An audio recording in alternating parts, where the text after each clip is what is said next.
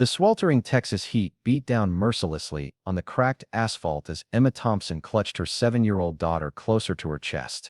The abandoned diner where they had taken shelter offered little protection from the scorching sun streaming through broken windows.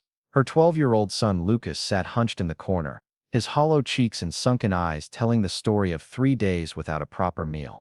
The irony wasn't lost on Emma that she, a woman who had once commanded 5-star kitchens and fed hundreds of people nightly, now couldn't provide a single bite for her own children. Before we jump back in, tell us where you're tuning in from, and if this story touches you, make sure you're subscribed, because tomorrow, I've saved something extra special for you. The smell of grease and forgotten dreams still lingered in the air of Murphy's Roadside Diner, closed for over a year now. Emma had chosen this place carefully, knowing that the building's former purpose might offer some slim hope of finding overlooked supplies. But her desperate search through every cabinet and storage room had yielded nothing but mouse droppings and rusted cans with labels too faded to read. Her children's quiet suffering was becoming unbearable, and with each passing hour, their situation grew more desperate. The events that led Emma to this moment seemed like scenes from someone else's nightmare. Just 6 months ago, she had been the executive chef at Dallas's most prestigious restaurant, Highland Manor, where celebrities and politicians would wait months for a reservation. Her innovative fusion cuisine had earned her 3 James Beard nominations, and food critics had hailed her as the next culinary sensation destined for television stardom. She lived in a beautiful suburban home with her husband David, and her children attended private schools where they excelled in their studies and extracurricular activities. Everything changed on a single Thursday evening in March, when David's gambling addiction, which he had successfully hidden for 2 years, finally caught up with their family. The federal agents who appeared at her restaurant's back door didn't care about her reputation or her children's well-being. They only cared that her husband had been laundering money through their joint accounts, using her restaurant's finances to cover his massive debts to dangerous people. Within hours, their assets were frozen, her restaurant was shuttered pending investigation, and the media descended like vultures on a story too scandalous to ignore. The celebrity chef whose comfort food had brought joy to thousands was suddenly portrayed as either a criminal mastermind or a fool who couldn't see what was happening in her own household. Neither narrative left room for the truth that she was simply a woman who had trusted her husband completely and focused all her energy on her passion for cooking while he systematically destroyed their lives behind her back. The legal proceedings drained what little money they could access, and when David disappeared one night leaving only a note saying he was sorry, Emma found herself alone with 2 children and nowhere to turn. The friends who had once filled her home for elaborate dinner parties suddenly became unavailable when she needed help. The colleagues who had praised her culinary genius were too concerned about their own reputations to associate with someone embroiled in scandal. Even her own family, ashamed of the media attention and convinced she must have known about David's crimes, gradually distanced themselves until her phone calls went unanswered and her desperate letters remained unreturned. Emma had sold everything she could to keep them afloat, but without access to her frozen accounts or any legitimate employment prospects in an industry that had turned its back on her, the money disappeared quickly. Landlords wouldn't rent to someone with her legal complications, and even minimum wage employers were reluctant to hire someone whose face had been plastered across tabloid magazines as either a criminal or a victim, both equally toxic to their business interests. The final blow came when Child Protective Services, acting on an anonymous tip that was almost certainly from someone who recognized her, began investigating her fitness as a mother. The social workers' questions about their living situation and financial stability made it clear that staying in any official shelter or seeking government assistance would only provide ammunition for those who wanted to take her children away. So Emma made the desperate decision to disappear entirely, taking Lucas and Lily and heading toward the vast anonymity of rural Texas, where she hoped they could somehow survive until she figured out a way to rebuild their shattered lives. For 3 weeks they had been living day to day, sleeping in her aging Honda Civic when they could find safe places to park,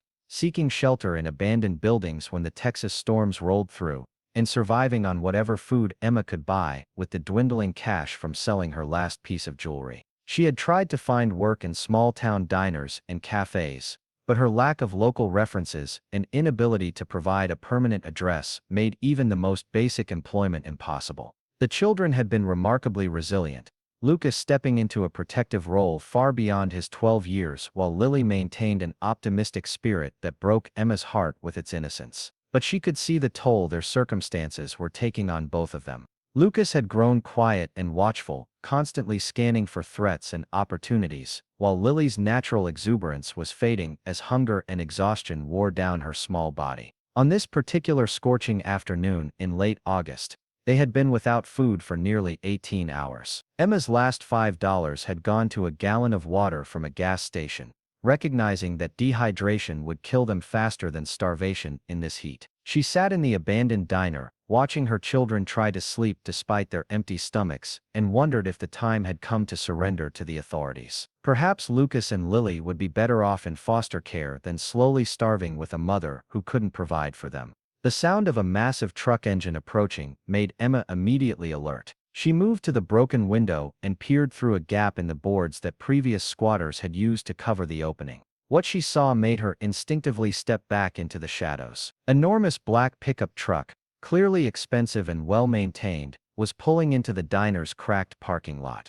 The vehicle was so large it seemed to dwarf even the abandoned building, and Emma's first thought was that whoever drove such a truck probably had enough money to make her current problems disappear. Her second thought was that wealthy people didn't usually visit abandoned diners unless they were up to something illegal, and the last thing she needed was to be caught in the middle of some criminal activity with her children present. Preparing and narrating this story took us a lot of time, so if you are enjoying it, subscribe to our channel. It means a lot to us. Now back to the story. Quietly moved Lucas and Lily to the far corner of the dining room, behind an overturned table that would provide some concealment if whoever was outside decided to investigate the building. The truck's door opened with a solid thunk, and Emma heard heavy boots hitting the pavement. Through the gap in the boards, she caught a glimpse of the driver, and her breath caught in her throat. The man climbing out of the truck was absolutely massive, easily 6.5 feet tall with shoulders broad enough to fill a doorway. He wore a pristine white cowboy hat, dark jeans, and a button-down shirt that couldn't quite conceal the muscular frame beneath. Everything about him radiated wealth and confidence, from his polished boots to the expensive watch glinting on his wrist. But it was his face that made Emma pause in her assessment. Despite his imposing physical presence, there was something almost gentle about his expression as he surveyed the abandoned building. His movements were careful and deliberate, as if he was constantly aware of his size and trying not to intimidate anyone who might be watching. When he removed his hat to wipe sweat from his brow, Emma could see that his dark hair was neatly trimmed, and his features, while rugged, held an intelligence that suggested this was not a man to be underestimated. The giant cowboy, as Emma immediately began thinking of him, walked slowly around the perimeter of the building. She could hear his boots crunching on broken glass and debris, and the deliberate nature of his inspection suggested he was looking for something specific. When he paused near the window where Emma was hiding, she held her breath and pulled the children closer, praying that Lily wouldn't choose this moment to ask one of her innocent questions. After what felt like an eternity, the footsteps moved away, and Emma began to hope that the stranger would simply get back in his truck and leave them in peace. But instead, she heard his deep voice calling out, calm and non-threatening but clearly directed toward the building. "I know someone's in there," he said, his tone remarkably gentle for such a large man. "I can see the tire tracks from your car around back, and there's fresh footprints in the dust by the back door. I'm not here to cause trouble, but this old place isn't safe, especially not in this heat." Emma's heart pounded as she realized their hiding spot had been discovered. She could feel Lucas tense beside her, ready to run or fight despite his small size, while Lily looked up at her with frightened eyes. The smart thing to do would be to stay hidden and hope the man would eventually give up and leave. But something in his voice, a quality she couldn't quite identify, made her reconsider. "The roof's got holes in it," the voice continued, "and there's loose boards that could fall. If someone's hurt in there, especially kids, they'll need help getting to a doctor. I've got water in my truck, and food if anyone's hungry." The mention of food caused Lily to stir hopefully in Emma's arms, and she knew their hiding spot was becoming untenable. Lucas was watching her face intently, waiting for her decision on whether to trust this stranger or continue trying to avoid detection. Emma closed her eyes for a moment, weighing their options and trying to read the intentions behind the gentle voice. When she opened them again, she had made her choice. Slowly, Carefully, she stood up from behind the overturned table, still holding Lily while Lucas remained close to her side. She moved to the front window where she could see the giant cowboy clearly, noting how he stepped back when she appeared, giving her space and keeping his hands visible in a gesture of non-aggression. Up close, he was even more imposing than she had initially realized.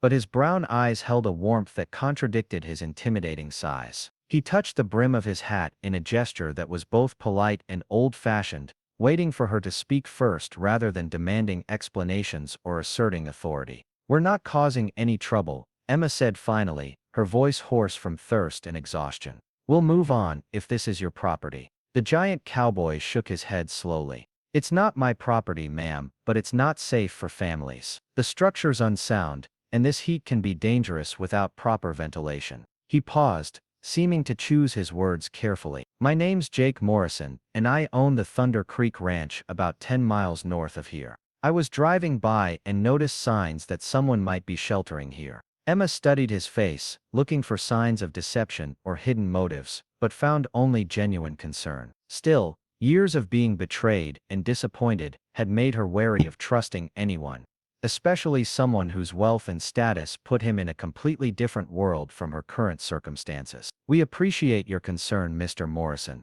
she replied carefully, "but we're managing just fine." Jake's eyes moved to Lucas, taking in the boy's hollow cheeks and defensive posture, then to Lily, whose small frame was clearly suffering from malnutrition. When his gaze returned to Emma, she saw understanding and something that might have been recognition, as if he had seen this kind of desperation before. "Ma'am," he said quietly, "when's the last time you and your children had a proper meal?" The directness of the question caught Emma off guard, and she felt tears threatening to spill over as the reality of their situation became impossible to deny. She opened her mouth to give some kind of dismissive answer, but no words came out. Instead, she found herself staring at this enormous stranger who seemed to see right through her attempts to maintain dignity in an undignified situation. Jake waited patiently for her answer, and when it became clear that she couldn't provide one, he nodded as if that told him everything he needed to know.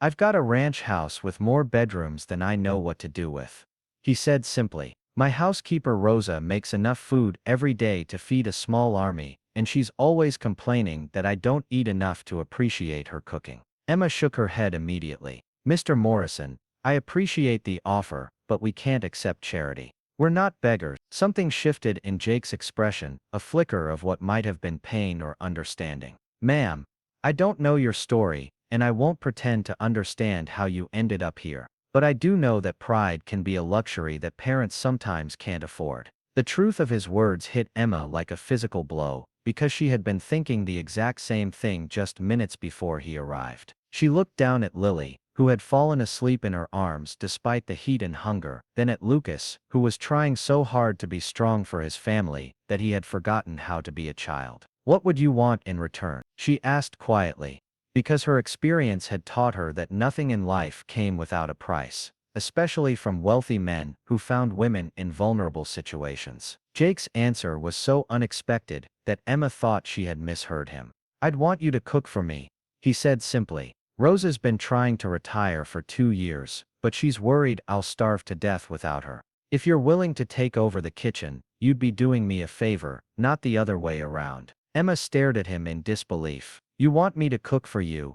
"Yes, ma'am. Rosa's always said that Thunder Creek needs someone who understands that cooking is about more than just putting food on the table. She says it takes a special kind of person to make a house feel like a home through the meals they prepare." The irony of the situation was almost overwhelming. Here was Emma Thompson, who had once been celebrated for her culinary genius, being offered a job as a ranch cook by a man who had no idea of her background or reputation. For a moment she considered telling him about her former career, but something held her back. Maybe it was the fear that her notoriety would change his offer, or maybe it was the simple desire to be judged on her current circumstances rather than her past failures. "Mr. Morrison," she said carefully, "I should tell you that my children and I are in a complicated situation. There might be people looking for us, and I can't guarantee that taking us in won't bring you problems." Jake's expression didn't change. "Ma'am, I've been dealing with problems my whole life. A few more won't make much difference." But your children look like they need a safe place to rest and some decent food in their bellies. Everything else can be sorted out later. Lucas, who had been listening to this entire exchange with the intensity of someone far older than his 12 years, suddenly spoke up. Ma'am, Lily needs food, and it's too hot in here. The simple statement from her son, spoken with a maturity that broke Emma's heart, finally pushed her past her pride and reservations. She looked at this giant cowboy, who was offering them salvation with no apparent agenda beyond basic human decency, and made a decision that would change all their lives in ways none of them could imagine. Mr. Morrison, she said, straightening her shoulders and meeting his gaze directly, if you're serious about this offer, then yes. I'll cook for you in exchange for shelter and food for my children. Jake's face broke into the first genuine smile Emma had seen since their conversation began, and the transformation was remarkable. The intimidating giant became someone warm and approachable, and she caught a glimpse of the kind of man who would stop at an abandoned diner just because he was concerned about strangers' welfare. In that case, ma'am, let's get you and your children somewhere safe before this heat gets any worse. We can work out all the details once everyone's had something to eat and drink. As Emma gathered their few possessions and prepared to follow this stranger to an uncertain future, she felt a spark of something she hadn't experienced in months. Not quite hope, but perhaps the possibility of hope. She had no way of knowing that her decision to trust Jake Morrison would set in motion events that would test both of them in ways they couldn't imagine, or that the simple act of accepting his offer would be the first step toward reclaiming not just her life, but discovering a future she had never dared to dream possible. Part 2. The Unexpected Encounter. The ride to Thunder Creek Ranch in Jake Morrison's massive pickup truck felt surreal to Emma as she sat in the passenger seat, still processing the rapid turn their desperate situation had taken. The truck's interior was immaculate, with leather seats that probably cost more than Emma had spent on food in the past month. Yet Jake seemed almost embarrassed by the luxury, apologizing for the air conditioning being too cold and asking repeatedly if the children in the back seat needed anything. Lucas sat rigidly upright, his eyes constantly moving between the passing landscape and the back of Jake's head, clearly struggling to process this sudden change in their circumstances. His 12-year-old mind had been forced to mature rapidly over the past months, taking on responsibilities that should have belonged to adults, and Emma could see him trying to assess whether this giant cowboy represented salvation or a new kind of threat. The protective instincts that had kept their small family together were now warring with the desperate hope that maybe, finally, someone was offering genuine help without hidden motives. Lily, in contrast, had already begun to relax into the comfortable seat, her 7-year-old resilience allowing her to accept this turn of events with the adaptability that children possessed when faced with circumstances beyond their control. She pressed her face to the window, watching the Texas countryside roll by with wide eyes that took in everything from grazing cattle to oil derricks dotting the horizon. Occasionally she would point at something that caught her attention, her soft voice asking innocent questions about ranch life that Jake answered with surprising patience and detail. The landscape itself told the story of serious wealth and careful stewardship. As they turned off the main highway onto a private road marked only by a simple wooden sign reading Thunder Creek Ranch, Emma began to understand the true scope of Jake Morrison's operation. The road stretched for miles through perfectly maintained fencing that enclosed thousands of acres of grazing land, where cattle moved in organized herds across grass that remained green despite the brutal Texas heat. In the distance, she could see riders on horseback moving among the animals, their movements coordinated with the precision of a well-trained military unit. The infrastructure spoke of generational wealth rather than new money. Stone gateposts marked property boundaries, and the road itself was paved with materials that would withstand decades of heavy ranch traffic. Water systems that must have cost hundreds of thousands of dollars kept the grasslands irrigated, while barns and outbuildings dotted the landscape with architectural consistency that suggested careful planning rather than haphazard expansion over time. Jake drove with the easy confidence of someone who had traveled this road thousands of times, his massive hands handling the steering wheel with surprising delicacy. Emma found herself stealing glances at his profile, trying to reconcile his imposing physical presence with the gentle manner he had shown when finding them at the abandoned diner. Everything about him suggested power and authority, from the expensive watch on his wrist to the way other vehicles they passed pulled aside respectfully. Yet he seemed almost uncomfortable with his own presence, as if he was constantly aware of how his size might intimidate others. When the ranch house finally came into view, Emma's breath caught in her throat. She had expected something impressive, given the scope of the operation they had been driving through, but the reality exceeded even her inflated expectations. The main house was a sprawling two-story structure that seemed to grow organically from the Texas landscape, built from local stone and timber with architectural details that spoke of both wealth and taste. Wide porches wrapped around the entire structure, supported by massive columns that provided shade and outdoor living space, while tall windows promised interior spaces filled with natural light. The house was surrounded by carefully maintained gardens that managed to thrive despite the harsh climate, with native plants and trees creating natural windbreaks and cooling zones around the structure. A circular drive led to the main entrance,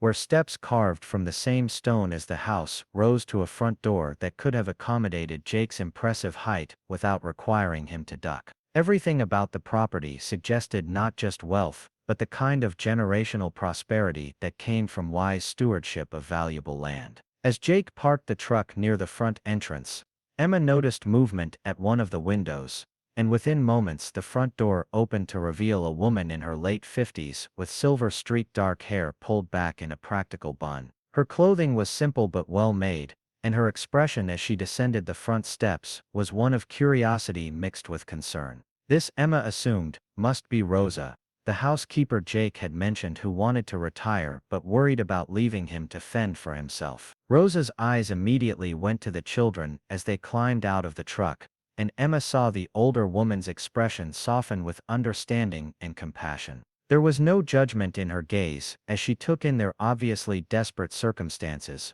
only the practical assessment of someone who had seen hardship before and knew how to respond with dignity and efficiency. "Rosa," Jake said as he approached, removing his hat in a gesture of respect that spoke well of his character, "I'd like you to meet Emma Thompson and her children, Lucas and Lily. They're going to be staying with us for a while, and Emma has agreed to help in the kitchen." Rosa stepped forward with a warm smile that immediately put Emma at ease. "Welcome to Thunder Creek," she said, her slight accent adding musical notes to her words.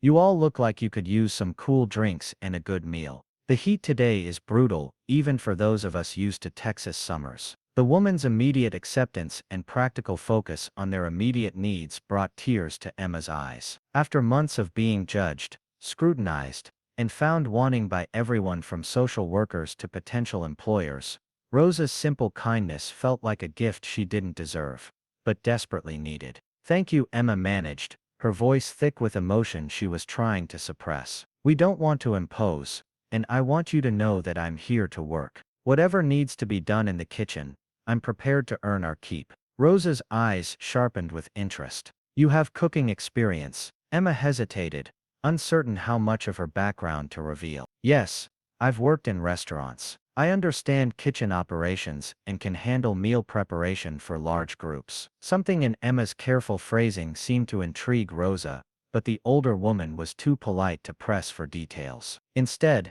she gestured toward the house with the efficiency of someone accustomed to managing domestic crises. "Then we'll get along perfectly. Come, let's get everyone inside where it's cool, and we can discuss arrangements over lunch." As they walked toward the house, Jake fell into step beside Emma, his presence somehow both protective and respectful. "Rosa's been running this household for 15 years, he said quietly. "She'll take good care of you and the children while we figure out the details." The interior of the house was even more impressive than the exterior, with high ceilings, rich wood floors, and furnishings that managed to be both expensive and comfortable. Everything was immaculately maintained, yet the house felt lived in rather than sterile, with personal touches that spoke of a man who appreciated quality but wasn't interested in showing off his wealth. Rosa led them through a series of rooms toward what was obviously the heart of the house, a kitchen that made Emma's professional heart skip a beat.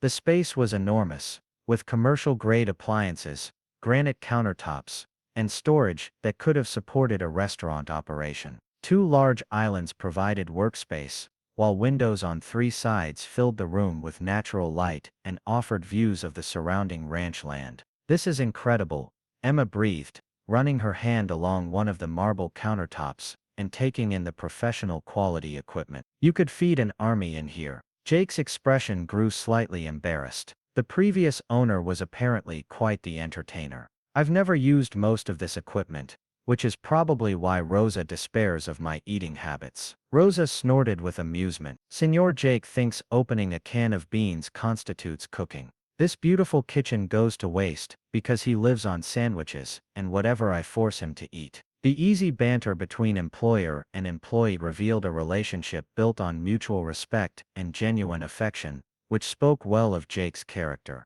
Emma had worked in enough kitchens to recognize when staff were genuinely happy versus when they were simply performing their duties out of necessity. While Rosa bustled about preparing cold drinks and a light lunch, Emma found herself examining the kitchen with professional interest. The equipment was top of the line, well maintained, and arranged with the kind of logical efficiency that suggested someone who understood cooking had been involved in the design. The pantry, when Rosa opened it to retrieve ingredients, was well stocked with high-quality basics that could support serious meal preparation. Lucas and Lily had been seated at a large breakfast table near one of the windows, where they could look out at the ranch while staying cool in the air conditioning. Lily was already chattering quietly to herself about the horses she could see in the distance, while Lucas maintained his watchful silence, still processing this dramatic change in their circumstances. As Rosa worked, Emma noticed the older woman moving with the slight stiffness that came with age and years of physical labor.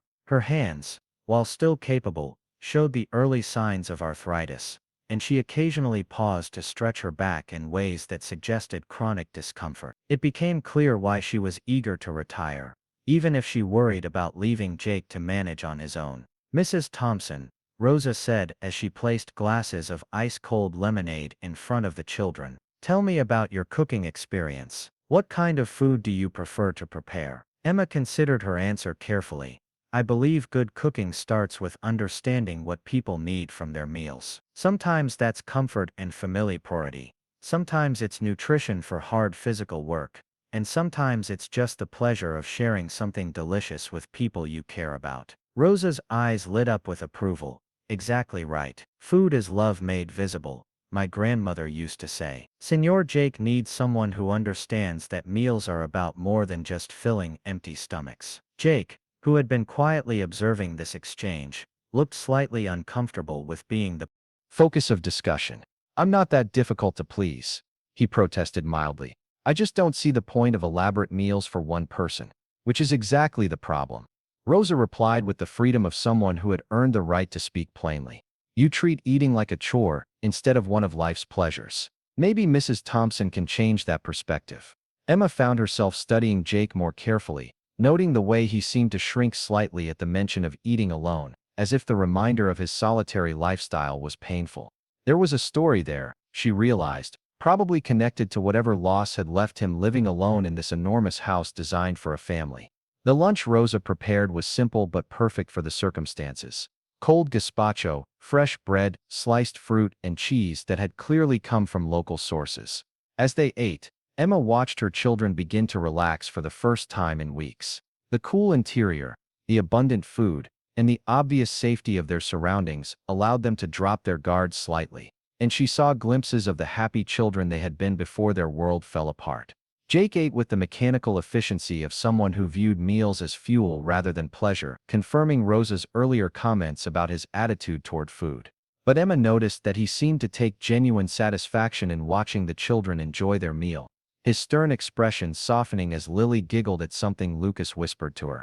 After lunch, Rosa showed them to their quarters, leading them up a grand staircase to the second floor, where a suite of rooms had been prepared with surprising speed. The children's room was spacious and bright, with twin beds, a play area, and windows that offered panoramic views of the ranch. Emma's adjoining room was equally impressive, with a private bathroom and sitting area that was larger than some apartments she had lived in. These rooms haven't been used in years, Rosa explained as she opened windows to let in fresh air. It's good to have life in this part of the house again. Once the children were settled and exploring their new surroundings, Rosa led Emma back downstairs for a more detailed discussion of her responsibilities. They sat in the kitchen, where the afternoon light streaming through the windows created a warm, inviting atmosphere that made conversation easy.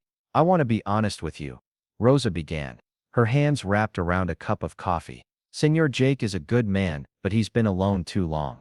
His wife died 3 years ago in a car accident, and he's been living like a ghost ever since. This house was built for a family, and without that family, it's been slowly dying." Emma absorbed this information, understanding now why Jake had seemed so lonely despite his obvious wealth and success. "That's very sad," she said quietly. "I can see how much he cares about you though. You must have been a source of stability for him." Rosa nodded. "I've tried to be, but I'm getting old, and my arthritis makes the work harder every year. I've been training local girls to help, but none of them understand that managing a household is about more than just cleaning and basic cooking.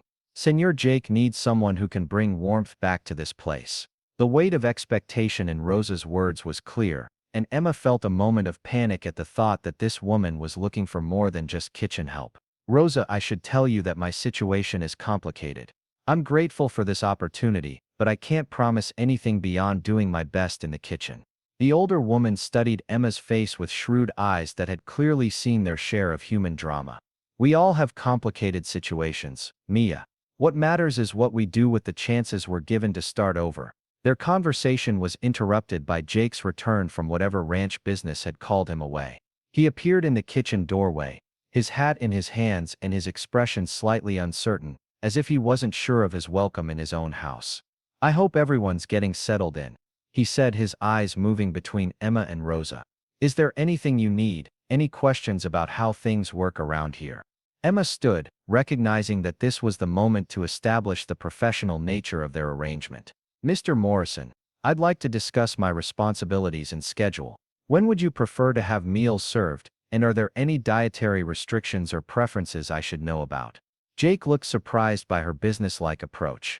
"I usually just eat whenever Rosa puts food in front of me," he admitted. "I'm not particular about timing or menu choices." "That's going to change," Rosa interjected firmly. "Mrs. Thompson needs to establish proper meal schedules if she's going to manage this kitchen effectively." Emma found herself smiling at Rosa's obvious satisfaction at having an ally in her campaign to civilize Jake's eating habits. "I'd suggest regular meal times would be beneficial for everyone, including the children. Structure helps with adjustment to new circumstances." Jake nodded slowly. "That makes sense. Whatever you think is best, Mrs. Thompson. This is your domain now." The phrase "your domain" carried weight that Emma hadn't expected. Jake Morrison was essentially handing over control of a significant part of his household to a woman he had met only hours earlier, based on nothing more than intuition and desperation. The trust implicit in that gesture was both humbling and terrifying. As the afternoon progressed, Emma began to understand the scope of what she had agreed to take on. The kitchen, despite its impressive equipment, had been underutilized for years. The pantry, while well stocked with basics, lacked the variety and specialty ingredients that would allow for creative meal preparation. The household staff consisted mainly of Rosa and a few part-time workers who handled cleaning and maintenance, none of whom had significant cooking experience. But as she explored the space and began to envision possibilities, Emma felt something stirring within her that had been dormant for months. The professional satisfaction of understanding how to make a kitchen work efficiently, the creative challenge of planning menus that would suit her new employer's needs, and the simple pleasure of having access to quality ingredients and equipment all combined to awaken skills and interests she had thought lost forever. When dinner time approached, Emma insisted on preparing the meal herself, despite Rosa's protests that she should rest after their difficult day. Working in a well-equipped kitchen felt like coming home after a long exile, and she found herself moving with increasing confidence as she prepared a simple but elegant dinner of grilled chicken, roasted vegetables, and fresh bread. The meal was served in a dining room that could have seated 20 people, but Jake had set up a smaller table near the windows where they could eat as a family.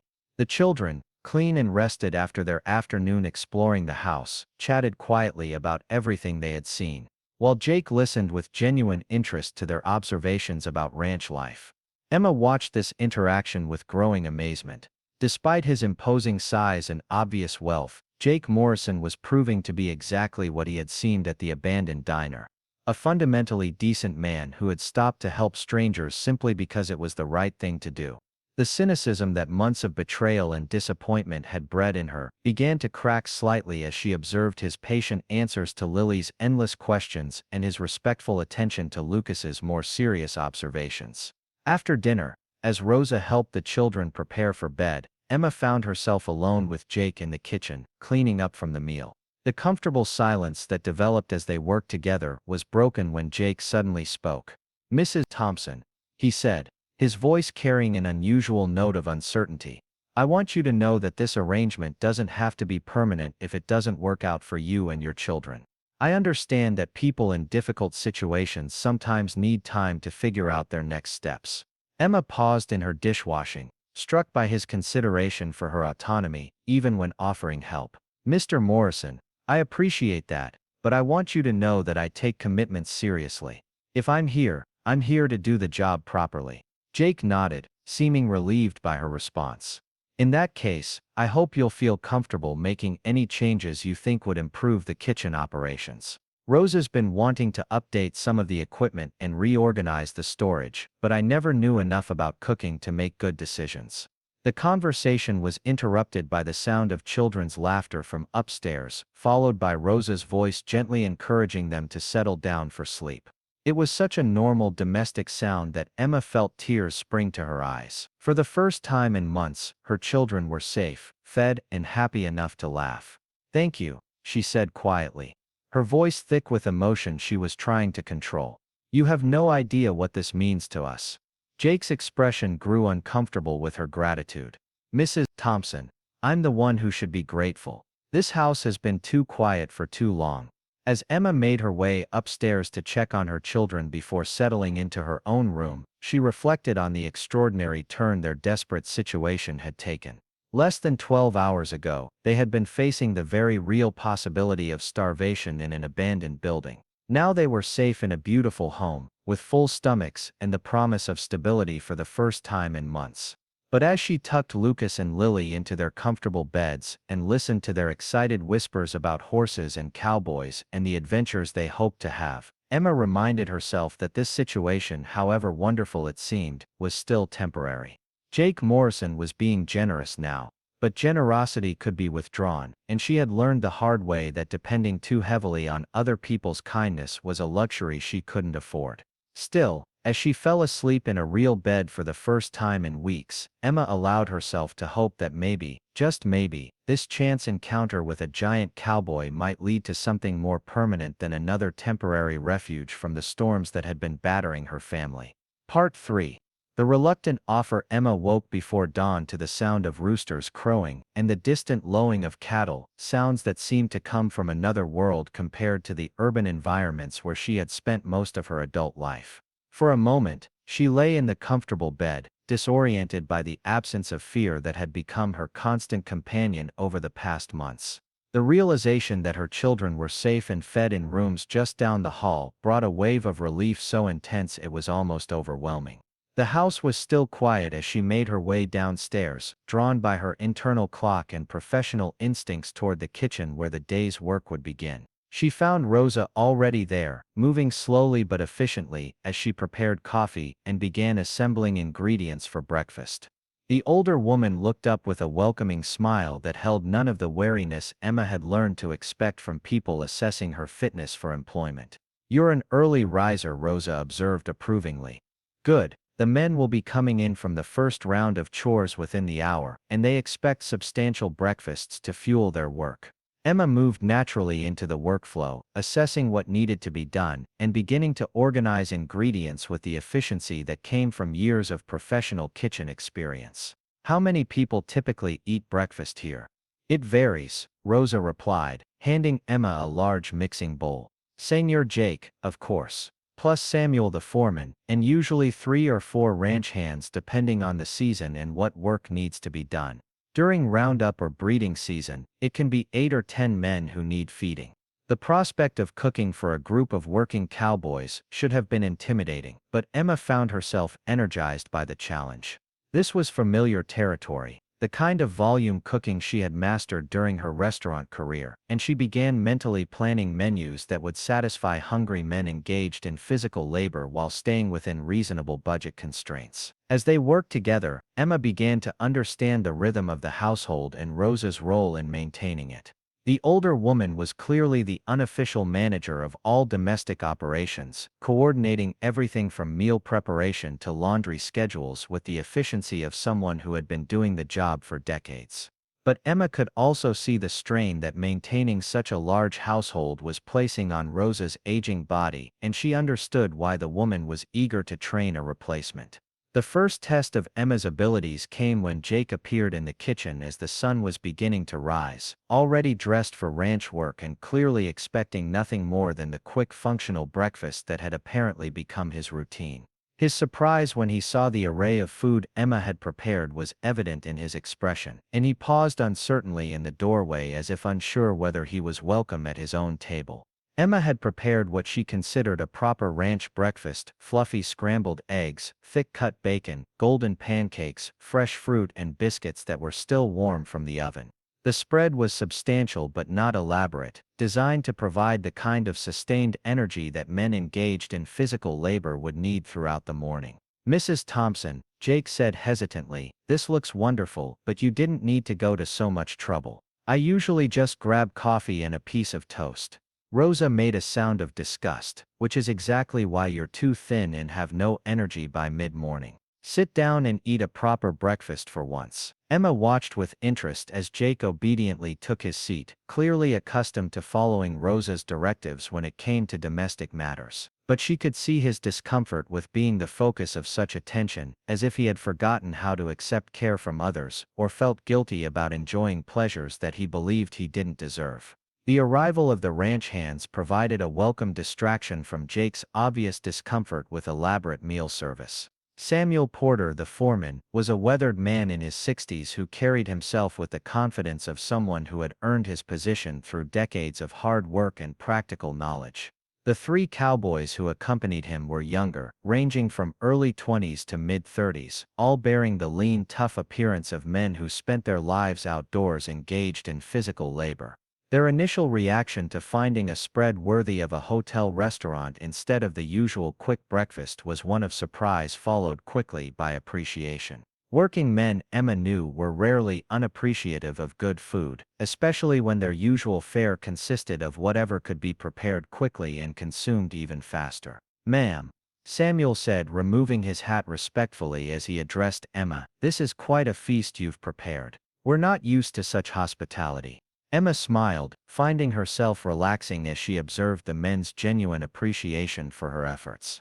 "I believe people who work hard deserve good food to fuel that work. I hope everything meets with your approval." The enthusiastic way the cowboys dove into their breakfast provided all the approval Emma needed. She found herself studying their reactions, noting which dishes disappeared most quickly, and listening to their conversations to understand their preferences and dietary needs. This was information that would be invaluable in planning future menus that would satisfy this particular group of diners. Jake ate more than Emma had expected, though she noticed he still seemed almost guilty about taking time to enjoy his food rather than simply consuming it as efficiently as possible. When one of the younger cowboys complimented the biscuits, comparing them favorably to his grandmother's recipe, Jake's expression showed surprise, as if he was tasting them properly for the first time. After the men had finished eating and departed for their morning work, Emma found herself alone with Rosa in the kitchen, cleaning up from the breakfast service. The older woman's satisfaction with how the meal had been received was evident in her expression, and she hummed softly to herself as she worked. "They haven't eaten like that in years," Rosa commented approvingly.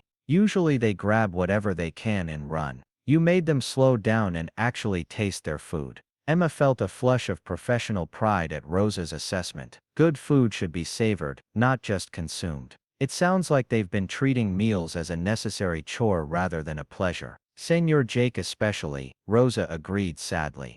Since Senora Caroline died, he eats like a man who has forgotten that food can bring joy instead of just sustaining life. The mention of Jake's late wife was the first specific information Emma had received about his loss, and she found herself curious about the woman who had once brought happiness to this house. But she sensed that Rosa's revelation was not an invitation to pry, merely an explanation for behavior that might otherwise seem ungrateful or difficult. Their conversation was interrupted by the arrival of Lucas and Lily, who had awakened to find their mother missing and come looking for her. Both children still seemed somewhat overwhelmed by their new surroundings, but Emma was pleased to see that they appeared rested and more relaxed than they had been in weeks. "Mama," Lily said, climbing onto a stool at the kitchen island, "there are horses outside my window. Real horses, not just pictures." Emma smiled at her daughter's excitement. "Would you like to see them up close? I'm sure Mr. Morrison wouldn't mind showing you around the ranch."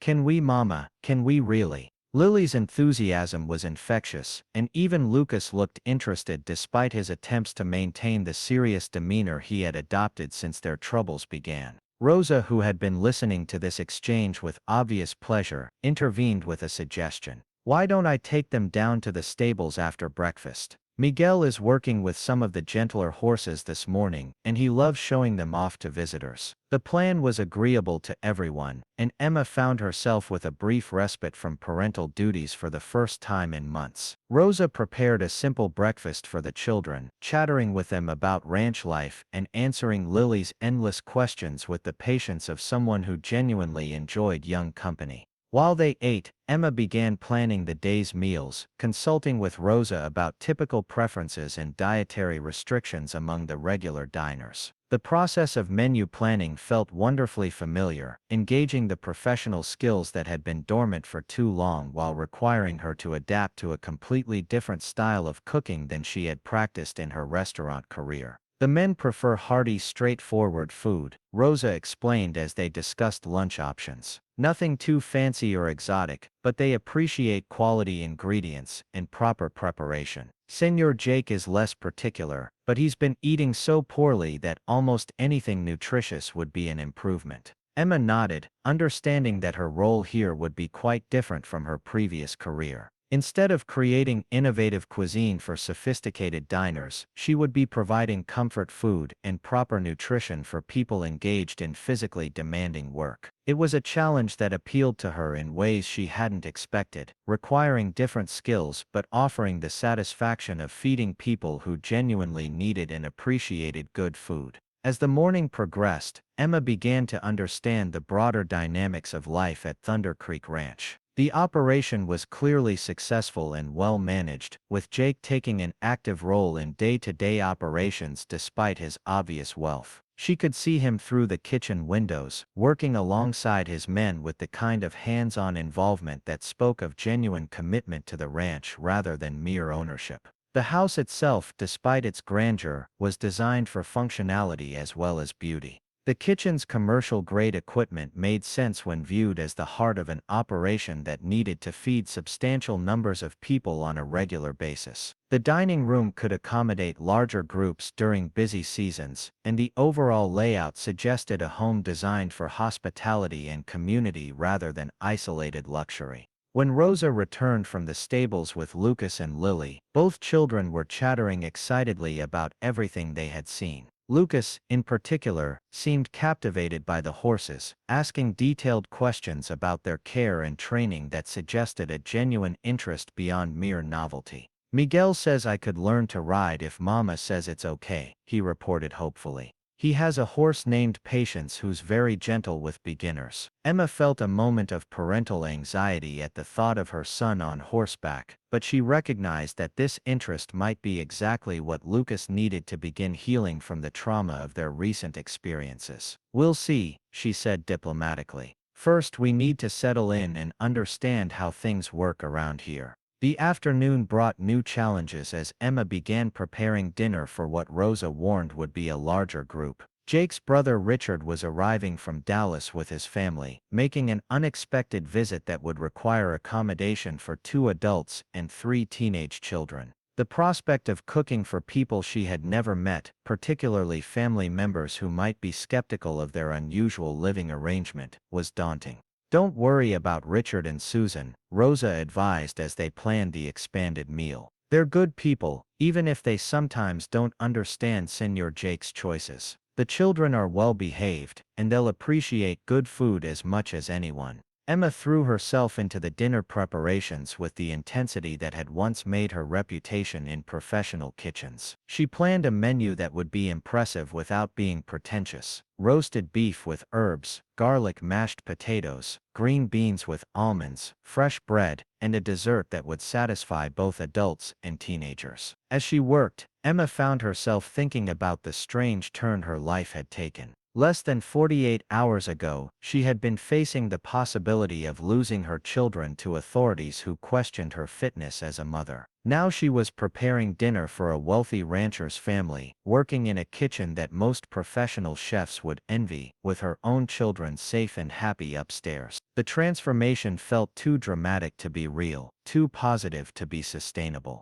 Emma had learned the hard way that situations that seemed too good to be true usually were, and she reminded herself to maintain realistic expectations about this arrangement. Jake Morrison might be a decent man, but he was also a stranger whose motivations she didn't fully understand, and his family's arrival would provide the first real test of whether she and her children would be accepted as legitimate members of the household. When Jake returned to the house in the late afternoon, he sought out Emma in the kitchen, with an expression that suggested some anxiety about the evening ahead. "Mrs. Thompson," he said, his hat in his hands and his manner more formal than it had been that morning. "I want to apologize in advance if my family asks inappropriate questions about your situation here. Richard means well, but he can be direct to the point of rudeness." Emma appreciated the warning, though it confirmed her suspicions that this dinner would be more complicated than a simple family meal.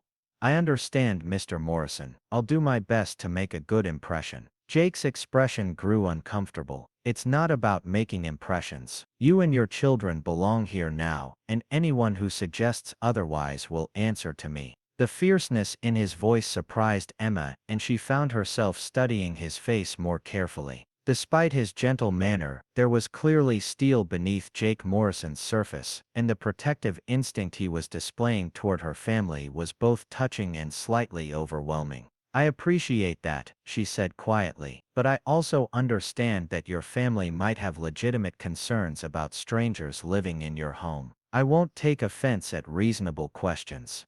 Jake nodded, though his expression remained troubled. "Just remember that this is your home now too. You don't need anyone's permission to be here." As evening approached and the sound of vehicles in the drive announced the arrival of Jake's family, Emma felt her nerves steadying into the focused calm that had always served her well in high-pressure situations. Whatever challenges this dinner might bring, she was prepared to meet them with the professionalism and dignity that had carried her through worse circumstances. The test of her place at Thunder Creek Ranch was about to begin. Part 4. Crossing the threshold. The sound of car doors slamming and voices calling greetings to Jake announced the arrival of his family, just as Emma was putting the finishing touches on dinner. Through the kitchen window, she could see a luxury SUV and a smaller sedan parked in the circular drive, while well-dressed figures moved toward the house with the confidence of people who belonged there. Rosa bustled around the kitchen making final preparations, her movements betraying a nervous energy that suggested these family visits were not always smooth affairs. "Remember," Rosa murmured to Emma as they arranged serving dishes, "Richard can be challenging, but his heart is in the right place. Susan is lovely once you get to know her, and the children are good kids who just need to burn off energy from the drive." Emma nodded, smoothing her apron and checking her appearance in the reflection of the stainless steel refrigerator. She had chosen to wear one of the simple dresses Rosa had found for her, conservative but well-fitted, projecting competence and respectability without trying too hard to impress. Her hair was pulled back in a neat bun that kept it out of her face while cooking,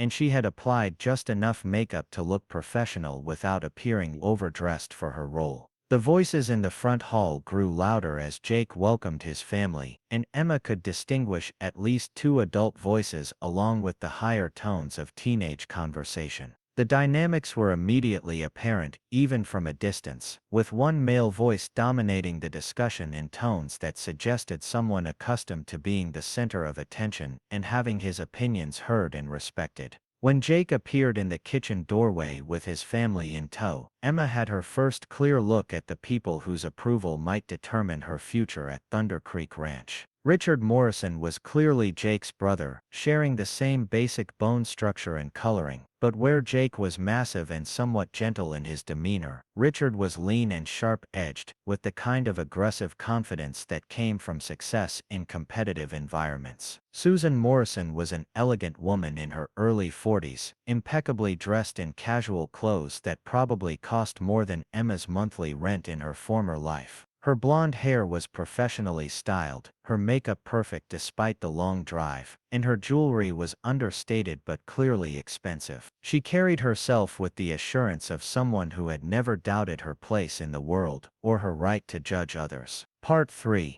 The Reluctant Offer. The morning sun painted the Texas sky in shades of gold and crimson as Emma stood at the massive kitchen window, watching Jake Morrison stride across the ranch yard with the purposeful gait of a man who owned everything the eye could see. 3 days had passed since he had rescued them from the abandoned diner, and Emma was beginning to understand the true scope of what she had accepted when she agreed to cook for this enigmatic giant of a man. The kitchen had become her sanctuary, a place where her professional skills could flourish despite the uncertainty that clouded every other aspect of her situation. The commercial-grade equipment responded to her touch like instruments in the hands of a master musician, and she found herself creating meals that went far beyond the simple ranch fare Rosa had initially described. Each dish was an attempt to prove her worth, to demonstrate that she deserved the sanctuary Jake had provided for her children. Rosa moved beside her with increasing difficulty, the arthritis in her joints more pronounced with each passing day. The older woman had been trying to hide her pain, but Emma's trained eye could see the way Rosa favored her right hip and the careful manner in which she lifted even moderately heavy pots. It was becoming clear that Rosa's retirement was not just desired, but medically necessary, adding urgency to Emma's need to establish herself as a permanent replacement. Lucas appeared in the kitchen doorway, his 12-year-old frame already showing signs of the good nutrition and security they had found at Thunder Creek. The hollow look had faded from his cheeks, and his eyes held a spark of interest that had been missing during their months of desperation. In his hands, he carried a piece of paper covered with careful drawings of horses in various poses. "Mama," he said, approaching with the careful formality he had adopted since their arrival. "Miguel says I have a natural seat on horseback. He thinks I could learn to be a real cowboy if I put my mind to it." Emma's heart constricted at the hope in her son's voice. Miguel Santos, the head wrangler, had been working with Lucas for the past 2 days, teaching him basic horsemanship and ranch skills with the patience of a man who understood that some children needed to feel useful in order to heal.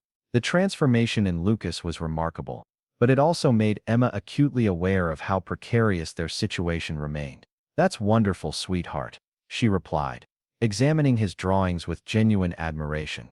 "You've captured their movement beautifully. Did you draw these from memory?" Lucas nodded proudly. "Miguel says understanding horses means really seeing them, not just looking at them.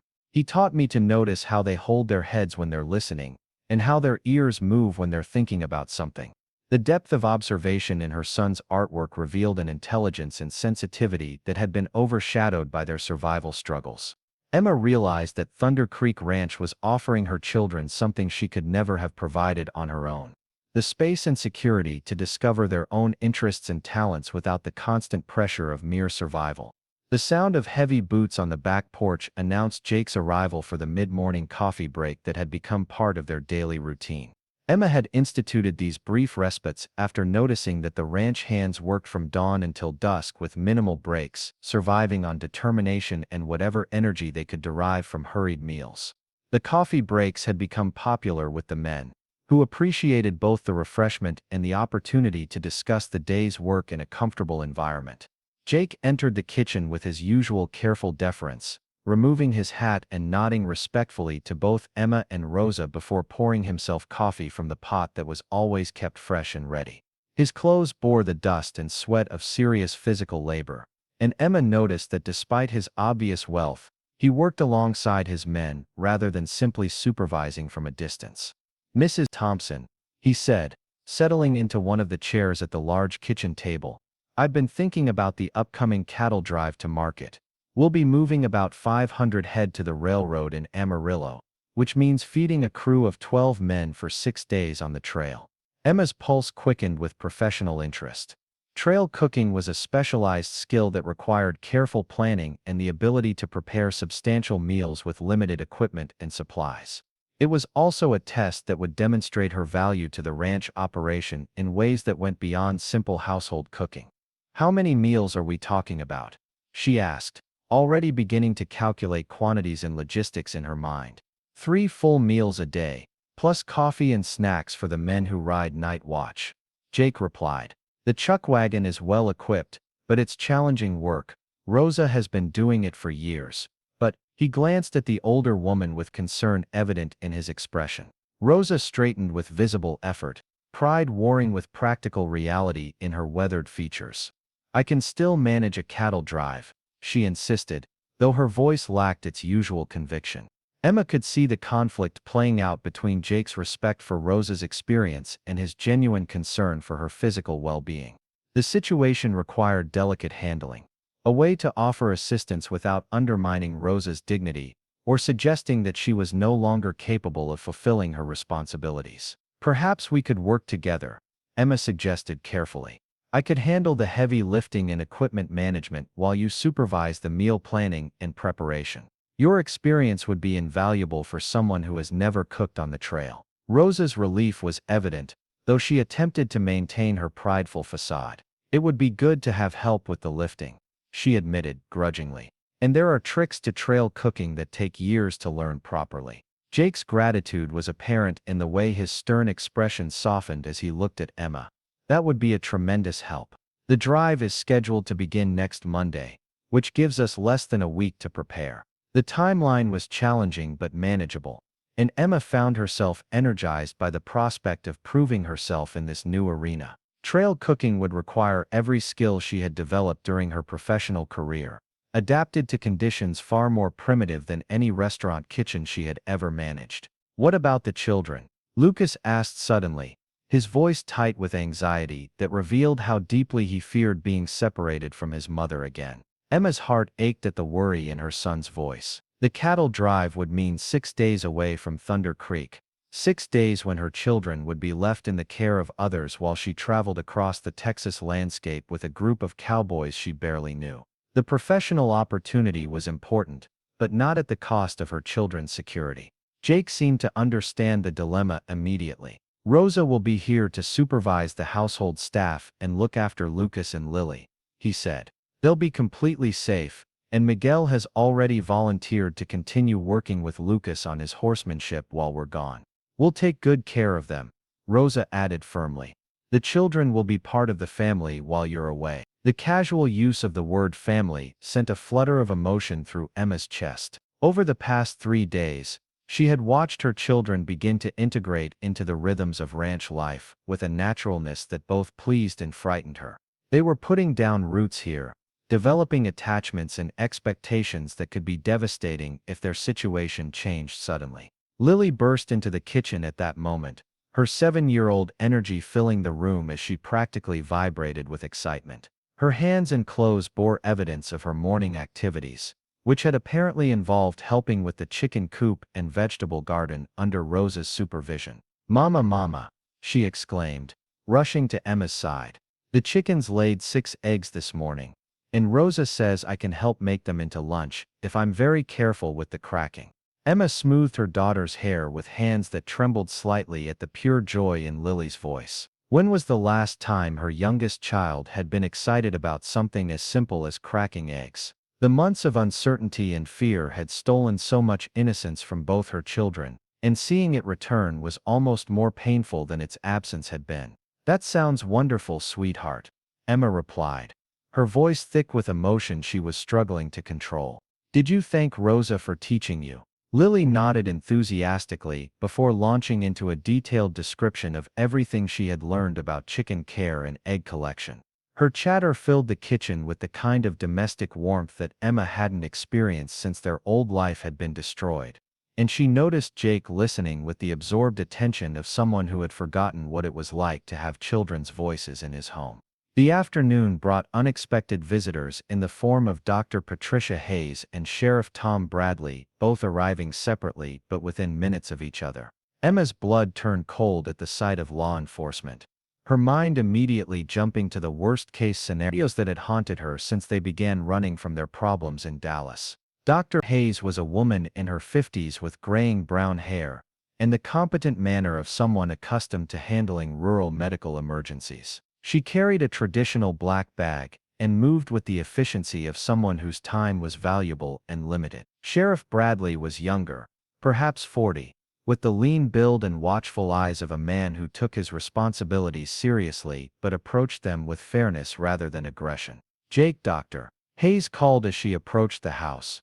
"I heard you've got new residents who might need medical checkups. Thought I'd stop by and introduce myself." Emma's relief at the medical rather than legal nature of the visit was immediately replaced by anxiety about submitting her children to official scrutiny. Any medical records would create a paper trail that could be followed by people looking for them, and she wasn't ready to risk that exposure. Jake seemed to sense her concern. "Dr. Hayes is discreet," he said quietly. "She's been the ranch physician for 15 years, and she understands that some situations require careful handling." The subtle message was clear. Dr. Hayes could be trusted to provide medical care without asking uncomfortable questions or creating official documentation that might compromise their safety. It was another example of Jake's thoughtful protection, and Emma felt a rush of gratitude for his understanding of her delicate position. Sheriff Bradley's visit proved to be equally benign, focused on introducing himself to the new residents and ensuring they understood local emergency procedures, rather than investigating their backgrounds or legal status. His manner was professional but friendly, and he seemed genuinely pleased to meet Lucas and Lily, who responded to his relaxed authority with the respect they had been taught to show law enforcement officers. "If you folks ever need anything," Sheriff Bradley said as he prepared to leave, "don't hesitate to call. We take care of our own out here, and anyone Jake vouches for is welcome in this community." The phrase "our own" resonated deeply with Emma, suggesting an acceptance she hadn't dared to hope for. Rural communities could be suspicious of outsiders, particularly those with unclear backgrounds and uncertain circumstances. But Thunder Creek seemed to operate on different principles. Jake's endorsement apparently carried enough weight to overcome normal skepticism about strangers. As evening approached, Emma began preparing what had become her signature dinner service, a meal that balanced sophistication with the hearty satisfaction that working men required. Tonight's menu featured herb-crusted pork tenderloin, roasted root vegetables, cornbread with honey butter, and apple crisp made from fruit Rosa had preserved the previous autumn. The dining room, which had felt intimidatingly formal during their first night, now seemed welcoming and appropriate for the nightly gathering of ranch personnel and family. Jake had established a routine of inviting Samuel Porter and any visiting neighbors or business associates to join them for dinner, creating a sense of community that Emma suspected had been missing from his life for some time. Lucas and Lily had found their places in this routine, with Lucas helping to serve and clear dishes while Lily entertained the adults with her observations about ranch life and animal behavior. Their integration into the household dynamics was so natural that Emma sometimes forgot they had been there less than a week. After dinner, as she worked in the kitchen cleaning and preparing for the next day's meals, Emma found herself reflecting on the strange turn her life had taken. The professional satisfaction of cooking in a well-equipped kitchen for appreciative diners was deeply fulfilling. But it was the sense of belonging that truly amazed her. For the first time since David's betrayal had destroyed their family's stability, she felt like she was building something sustainable rather than simply surviving from day to day. Jake appeared in the kitchen doorway as she was finishing the last of the cleanup, his presence somehow both reassuring and unsettling. Over the past few days, she had begun to notice things about him that went beyond his obvious physical attributes and financial success. The way he listened to her children with genuine interest, the careful consideration he showed for Rosa's dignity despite her advancing age, and the respectful distance he maintained while still ensuring that Emma felt supported and valued. "Mrs. Thompson," he said, his voice carrying an unusual note of formality that immediately put Emma on alert. "I wonder if we might discuss your long-term plans." Emma's hands stilled on the dish towel she had been folding, her heart rate accelerating as she prepared for what might be a polite dismissal or a renegotiation of their arrangement. "Of course, Mr. Morrison. Have I done something wrong?" Jake's expression grew almost pained at her immediate assumption of failure. "Not at all. You've exceeded every expectation I had, and the entire household is benefiting from your presence here." Emma waited for the qualifier, the however that would introduce whatever problem had prompted this conversation. When it didn't come, she found herself confused about the direction Jake wanted the discussion to take. "I've been thinking about Rosa's retirement," Jake continued, seeming to choose his words carefully. "She's been putting off her plans because she was concerned about leaving me without proper household management. Your arrival has changed that situation considerably." Understanding began to dawn on Emma, along with a flutter of hope she didn't dare fully acknowledge. "Are you offering me Rosa's position permanently?" "I'm offering you a home," Jake replied simply. "For you and your children, for as long as you want to stay. Not as a temporary arrangement or emergency shelter, but as a real place to build a future." The magnitude of what he was proposing left Emma speechless for a moment. A permanent home at Thunder Creek would mean security for her children, meaningful work for herself, and the chance to build new lives away from the scandal and legal complications that had driven them from Dallas. It also meant accepting dependence on a man she barely knew, despite his obvious decency and generosity. "Mr. Morrison," she said carefully, "that's an incredibly generous offer, but I need to understand what you expect in return. Nothing in life is free, and an arrangement this beneficial to my family must come with obligations I haven't considered." Jake's expression grew uncomfortable, as if the question pained him, but he understood its necessity.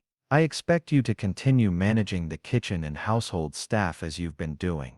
I expect you to treat Thunder Creek as your home and my employees as your extended family. Beyond that, I have no expectations or demands." Emma studied his face, looking for signs of deception or hidden agenda, but found only the same honest concern that had prompted him to stop at an abandoned diner to check on strangers' welfare. Jake Morrison seemed to be exactly what he appeared, a lonely man who had found his empty house filled with life and warmth again, and who was willing to make that change permanent. "What about my past?" Emma asked quietly. "You know nothing about why we were in that diner. Nothing about the problems that drove us here. Aren't you concerned about what you might be taking on?" Jake considered this question seriously before responding. "I know that you're a woman who put her children's welfare above her own pride. I know that you're skilled at your profession and dedicated to doing quality work. I know that your children are well-mannered and intelligent, which suggests good parenting under difficult circumstances. Whatever happened before you arrived here is less important than what I've observed since you've been part of this household."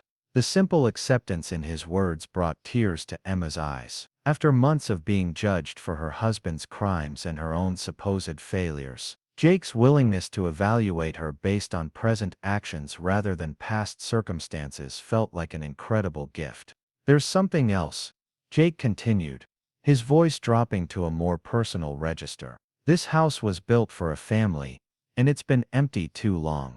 Having you and the children here has reminded me what it feels like to have purpose beyond just maintaining property and managing business affairs." Emma heard the loneliness in his admission, recognizing a pain that matched her own in different ways. Jake Morrison might be wealthy and successful, but he was also a man who had lost his family and been living in isolation, going through the motions of life without finding joy or meaning in his daily activities. "Mr. Morrison," she said softly, "if I accept this offer, It needs to be as an equal partner in whatever we're building here.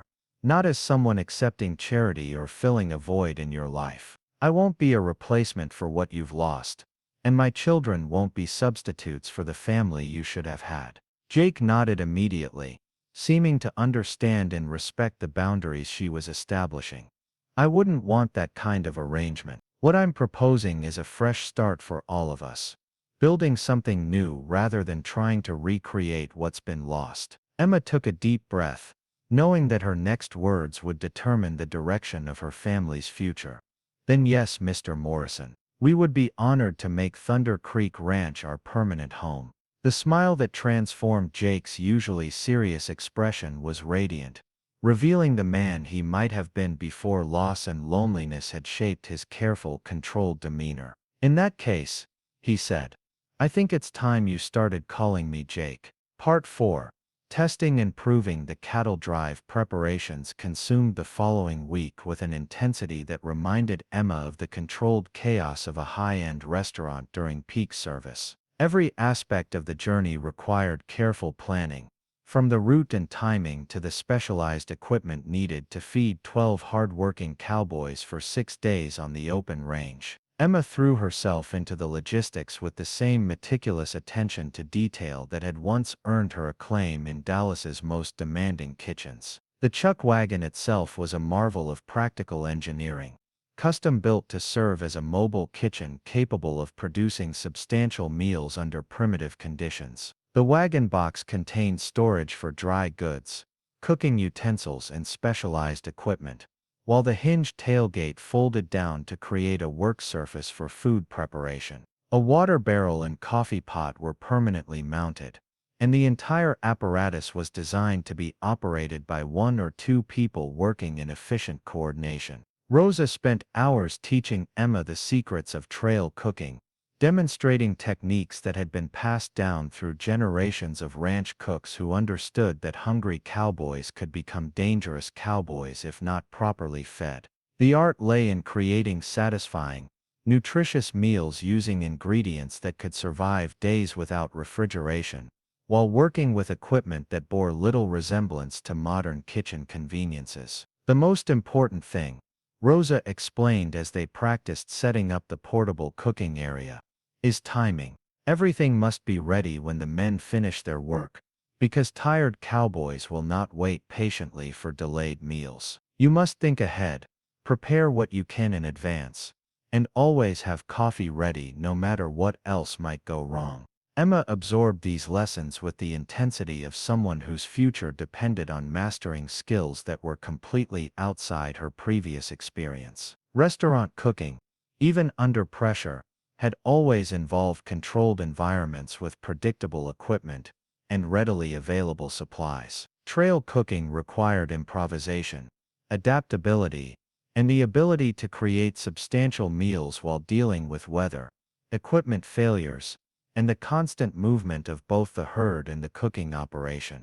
The menu planning required careful consideration of nutritional needs, storage limitations, and preparation methods that would work under field conditions. Emma designed meals around portable proteins like salted beef, beans, and eggs, supplemented with vegetables that could survive the journey, and starches that would provide sustained energy for men engaged in physically demanding work from sunrise to sunset. Lucas had become increasingly attached to Miguel Santos during the preparation week, following the veteran cowboy around the ranch and absorbing lessons in horsemanship, cattle handling, and the general philosophy of ranch life. Miguel, a man in his 40s with the weathered appearance of someone who had spent his entire adult life working outdoors, seemed to understand that the boy needed male guidance and practical skills that would help him develop confidence in his new environment. "Your boy has good instincts,"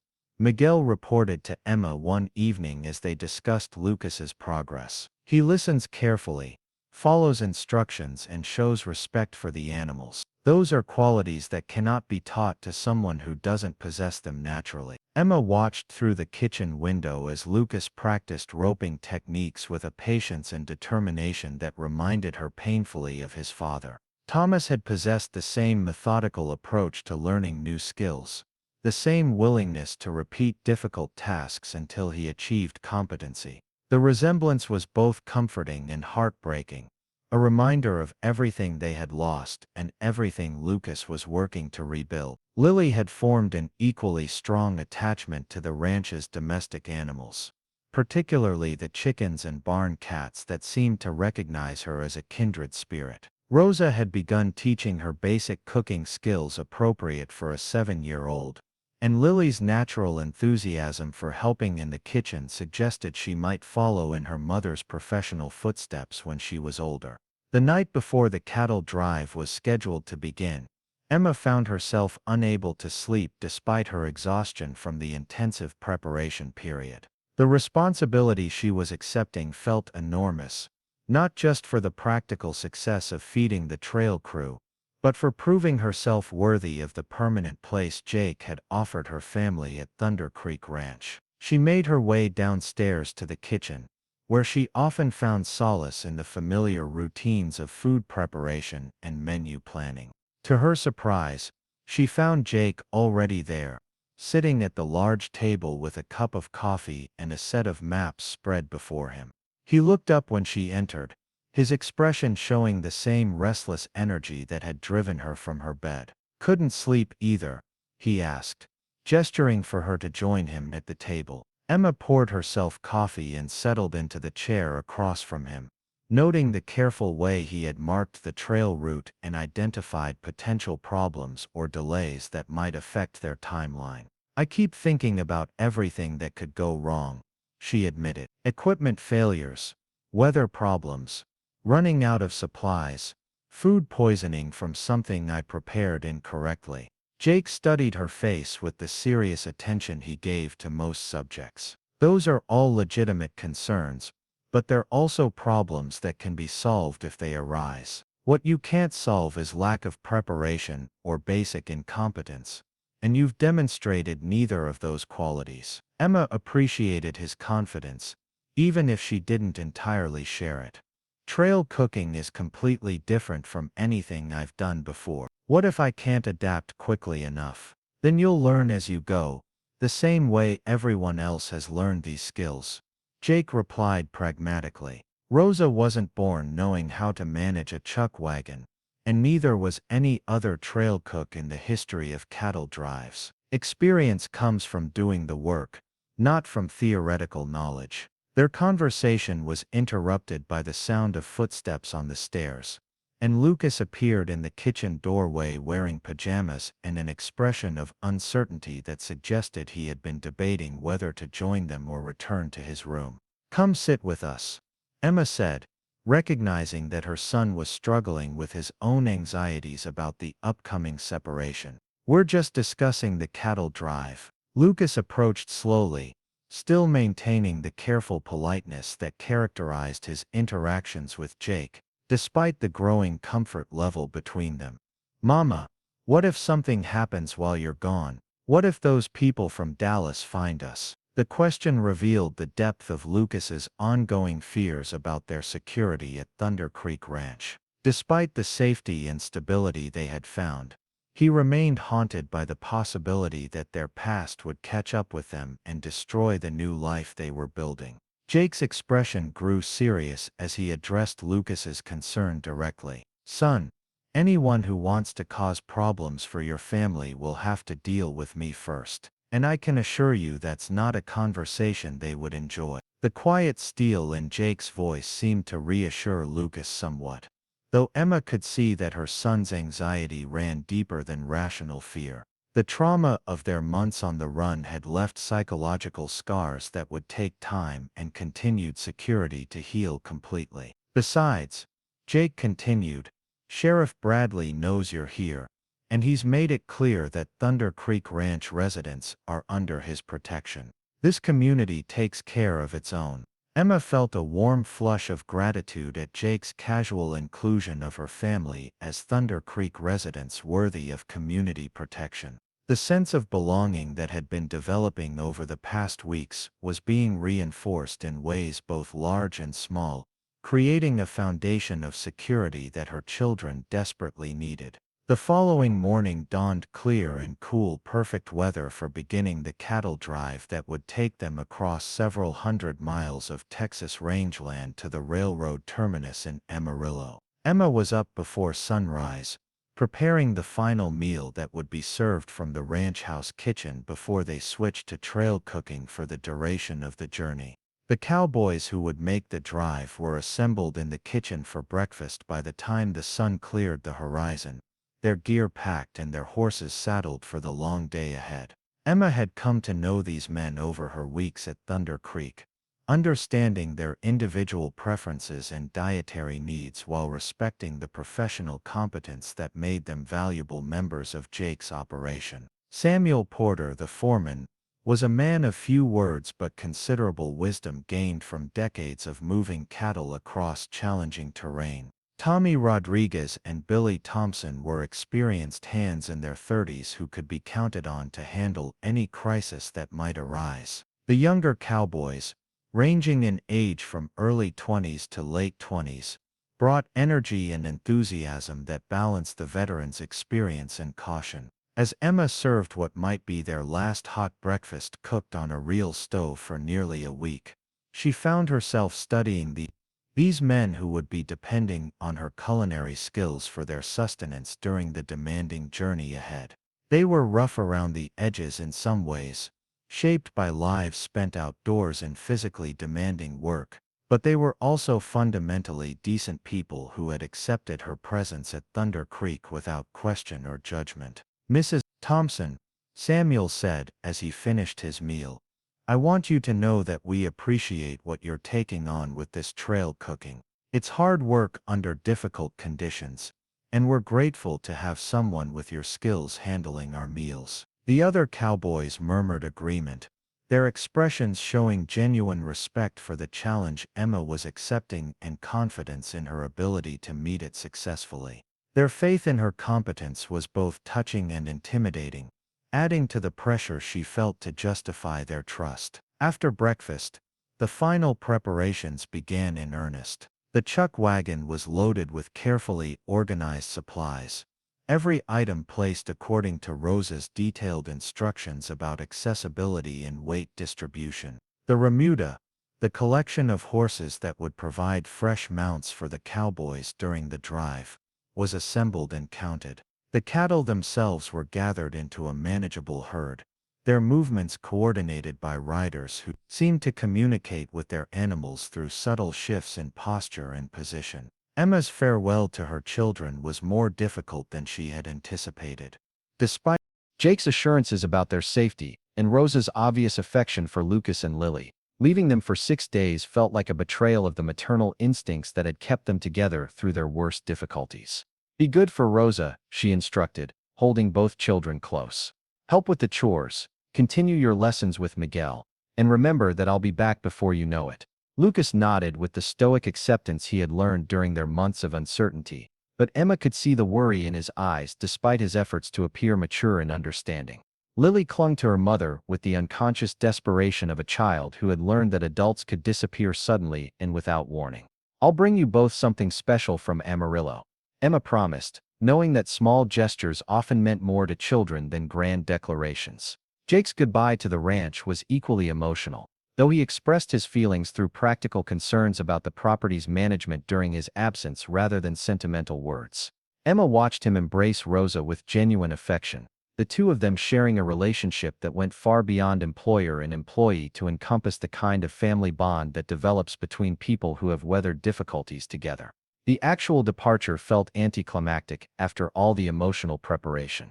The chuck wagon fell into line behind the slowly moving herd, Emma driving the team with Rosa's final instructions ringing in her ears about pace, positioning, and the importance of staying alert for unexpected obstacles or changes in the cattle's behavior. The rhythm of trail life established itself gradually as the day progressed. The cattle moved at their own deliberate pace, guided by cowboys who rode in carefully coordinated patterns around the herd's perimeter. Emma learned to match the chuck wagon's speed to the overall movement of the drive, staying close enough to be available when needed, but far enough away to avoid the dust and chaos that surrounded the main herd. The first meal prepared under trail conditions was a simple lunch designed to be eaten quickly and without ceremony. Emma had prepared sandwiches and cold drinks that could be distributed efficiently while the herd continued moving, understanding that stopping the entire operation for an elaborate meal would waste valuable daylight and momentum. The cowboys' appreciation for even this simple fare was evident in their expressions and brief words of thanks. Trail food was typically basic and functional, designed more for sustenance than pleasure, and Emma's attention to flavor and quality was noticed and valued by men who understood the difference between mere fuel and actual nourishment. As evening approached and the herd was settled into a temporary bedding ground for the night, Emma faced her first real test as a trail cook. The evening meal needed to be substantial and satisfying, prepared under primitive conditions while the men completed their duties with the cattle and horses.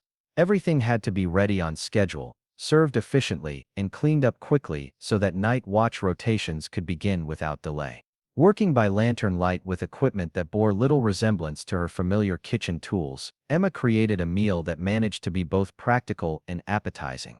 Beans that had been soaking during the day's travel were combined with salt pork and spices to create a hearty stew, while Dutch oven biscuits baked in coals provided fresh bread to accompany the main course. Coffee, the lifeblood of any cattle drive, was kept hot and strong throughout the evening. The cowboys gathered around the chuck wagon as darkness fell, their faces illuminated by firelight as they shared the day's experiences and planned for tomorrow's challenges. Emma served their meals with the efficiency Rosa had taught her, ensuring that everyone was fed properly before sitting down to her own dinner. "Ma'am," Tommy Rodriguez said as he finished his second helping of stew, "this is the best trail food I've eaten in 15 years of driving cattle. If you keep cooking like this, we'll be spoiled for any other chuck wagon cook." The compliment, delivered with the sincerity of a man who had eaten his share of mediocre trail meals, brought a flush of professional pride to Emma's cheeks. She was succeeding at this new challenge, adapting her skills to conditions she had never imagined facing when she started her culinary career in urban restaurants. As the camp settled into the routine of night watches and the cattle bedded down under a canopy of stars more brilliant than any Emma had ever seen from city locations, she reflected on how far she had traveled from the desperate woman hiding in an abandoned diner with her starving children. The transformation felt miraculous, yet she knew it was the result of hard work, determination, and the unexpected kindness of a giant cowboy who had seen potential in her family when everyone else saw only problems. Tomorrow would bring new challenges as they continued across the vast Texas landscape, but tonight Emma felt confident that she had earned her place on this trail drive and by extension her permanent position at Thunder Creek Ranch. Part 5. Gradual Integration and Mutual Discovery. The second day of the cattle drive brought weather that tested every skill Emma had learned about trail cooking. Heavy clouds gathered before dawn, and by mid-morning a steady rain had begun that would continue intermittently throughout the day. Cooking over an open fire became a delicate balance between protecting ingredients from moisture while maintaining enough heat to prepare edible meals for increasingly hungry and uncomfortable cowboys. Emma found herself drawing on reserves of determination she hadn't known she possessed, improvising solutions to problems that no restaurant kitchen had ever prepared her to face. The canvas tarp Rosa had insisted on bringing proved invaluable for creating a partially sheltered cooking area, while the Dutch oven's heavy lids kept rain from diluting carefully seasoned dishes that were simmering over carefully maintained coals. Jake rode up to the chuck wagon during the lunch break, his oilskin coat dripping steadily as he dismounted to check on Emma's welfare.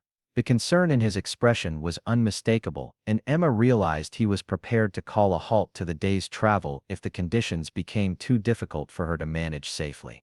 "How are you holding up?" he asked, noting the organized chaos of her cooking operation and the determined set of her shoulders as she worked to keep the fire burning despite the persistent moisture.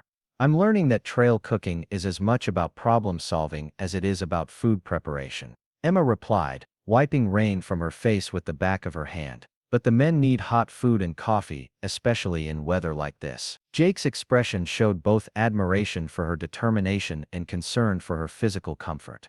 "You don't have to prove anything to anyone, Emma. The men would understand if conditions made hot meals impossible." Emma paused in her stirring of the stew that was slowly cooking despite the challenging conditions. "I'm not doing this to prove anything. I'm doing it because it's my job, and these men are depending on me to do it properly. The simple statement revealed the professional integrity that had always driven Emma's approach to cooking, regardless of the circumstances or conditions under which she worked. Jake seemed to understand that offering to excuse her from her responsibilities, however well-intentioned, would actually undermine the respect and equality she was working to establish. In that case, he said, removing a thermos from his saddlebags, Rosa sent this for you. Hot coffee with extra sugar, and instructions that you're to drink all of it whether you want to or not. The thoughtful gesture from the woman who had become her mentor and friend brought unexpected tears to Emma's eyes. Rosa's care extended beyond mere professional concern to encompass the kind of maternal worry that Emma hadn't experienced since her own mother had distanced herself from the family's scandal.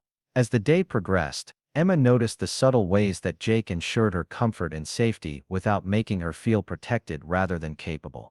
He positioned riders to create windbreaks for her cooking area, ensured that the chuck wagon had the most stable ground available for setup, and quietly addressed any logistical problems before they became significant obstacles to her work.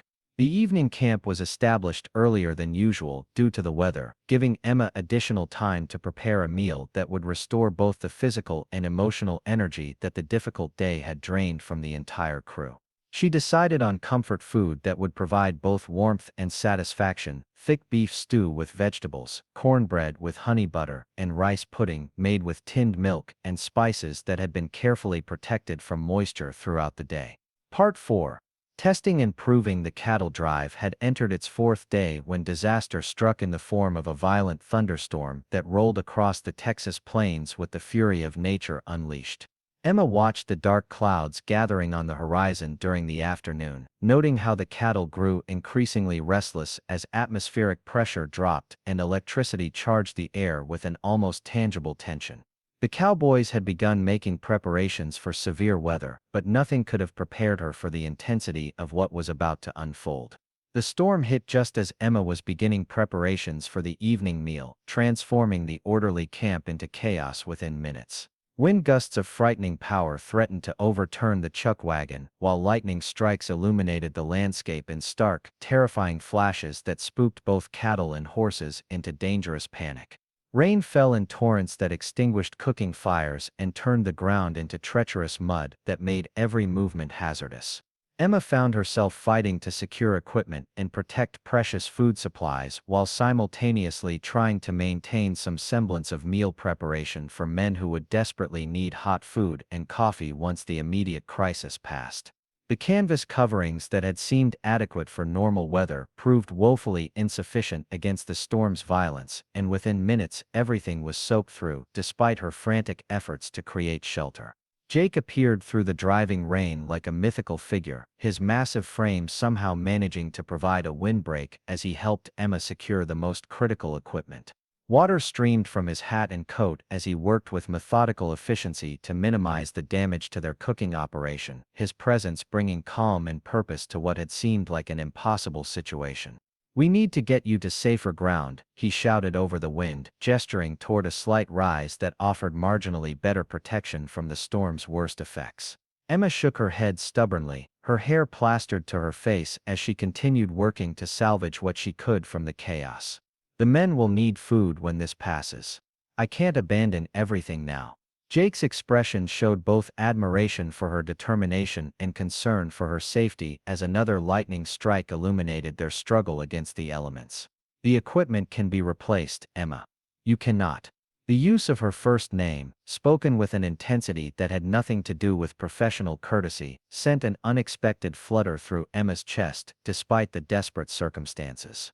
Jake Morrison was revealing depths of concern that went beyond his responsibility as an employer, and the realization both warmed and frightened her. Working together with the efficiency of a team that had been practicing for years rather than days, they managed to relocate the essential cooking equipment to more protected ground and establish a minimal shelter that would allow Emma to prepare some kind of meal once the storm abated. The process required them to work in close physical proximity, their bodies pressed together as they maneuvered heavy equipment through wind and rain that seemed determined to defeat their efforts. When Jake's strong arms encircled her to steady her balance as she carried a heavy Dutch oven across the slippery ground, Emma became acutely aware of his masculine presence in ways that had nothing to do with their current crisis. The warmth of his body provided a stark contrast to the cold rain, and the protective care with which he guided her movements spoke of feelings that neither of them had yet acknowledged openly. The storm's intensity gradually diminished as darkness fell, leaving behind a landscape transformed by mud and standing water that reflected the stars emerging from clearing skies. The cattle had been contained with minimal losses thanks to the cowboys' skill and experience, but the camp bore the scars of nature's violence in scattered equipment and thoroughly soaked supplies. Emma surveyed the damage to her cooking operation with the professional assessment of someone who had learned to work under pressure and adapt to unexpected challenges. Much of their fresh food had been compromised by water damage, and several pieces of equipment had been damaged by flying debris, but the core essentials remained functional enough to provide basic meals for the remainder of the journey. "Ma'am," Samuel Porter said as he approached the chuck wagon area, his usually stoic expression showing genuine concern, "we understand if tonight's meal needs to be simple. What you've accomplished under these conditions is more than anyone could reasonably expect." Emma appreciated the foreman's consideration, but she also understood that the men needed more than simple sustenance after the physical and emotional demands of managing frightened cattle through a dangerous storm. They deserved a meal that would restore both their energy and their morale, regardless of the challenges involved in preparing it. "Give me an hour," she replied, beginning to sort through salvageable ingredients with the methodical approach that had always served her well in crisis situations. "I can't promise anything elaborate, but you'll have hot food and strong coffee." Working by lantern light with equipment that had been battered by the storm, Emma created what would later be remembered as one of the most satisfying meals of the entire cattle drive. She improvised a hearty soup using canned vegetables, dried beans, and salvaged meat, seasoning it with herbs that had been protected in waterproof containers. Biscuits baked in Dutch ovens provided fresh bread, while coffee strong enough to revive the dead restored the cowboys' spirits along with their energy. The meal was served around a fire that crackled defiantly against the damp night air, its light creating a circle of warmth and fellowship that seemed to push back the darkness and uncertainty that surrounded them. The cowboys ate with the appreciation of men who understood that good food represented far more than mere nutrition under circumstances like these. "Mrs. Thompson," Billy Thompson said as he accepted a second bowl of soup, "I've been on a dozen cattle drives, and I've never seen anyone handle conditions like tonight with such grace and determination. You've earned the respect of every man on this crew." The sentiment was echoed by murmurs of agreement from the other cowboys, their weathered faces showing the kind of genuine admiration that could not be faked or purchased. Emma felt a flush of professional pride that went beyond mere satisfaction with a job well done to encompass the deeper fulfillment that came from proving herself worthy of these men's respect under the most challenging circumstances imaginable. As the camp settled into the routine of night watches, Emma found herself sitting beside the fire with Jake, both of them too exhausted and emotionally drained by the day's events to seek immediate sleep. The conversation that developed between them was unlike any they had shared before, moving beyond the careful politeness that had characterized their previous interactions to encompass the kind of honest communication that crisis often produces between people. "You could have been seriously injured tonight," Jake said quietly, his voice carrying undertones of emotion that he was struggling to control. "When I saw you fighting that wind to protect the equipment, I realized how much I've come to depend on your presence at Thunder Creek." Emma studied his profile in the firelight, noting the way his jaw tightened as he spoke about fear and dependence, emotions that clearly made him uncomfortable despite their obvious sincerity. "I couldn't abandon my responsibilities, regardless of the danger. These men were counting on me." "I wasn't thinking about the men," Jake replied with an honesty that surprised them both. "I was thinking about what it would mean to lose you, and I realized that somewhere along the way, you've become far more important to me than just a cook or household manager." The admission hung in the air between them, charged with implications that neither was quite ready to fully explore.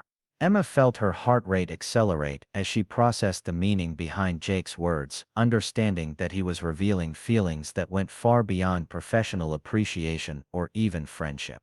"Jake," she said softly, testing the sound of his name on her lips without the formal distance she had maintained since arriving at Thunder Creek. "I need you to understand that my children and I come as a package.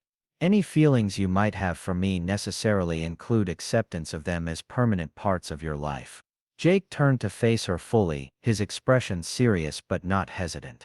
"Emma, those children have brought more joy to Thunder Creek in a few weeks than I've experienced in the 3 years since Caroline died. Lucas reminds me of myself at his age, determined to shoulder responsibilities beyond his years, and Lily has filled rooms that have been silent too long with laughter and curiosity." The mention of his late wife was the first time Jake had spoken her name in Emma's presence, and she understood that this revelation represented a significant step in his emotional journey toward accepting new love after devastating loss.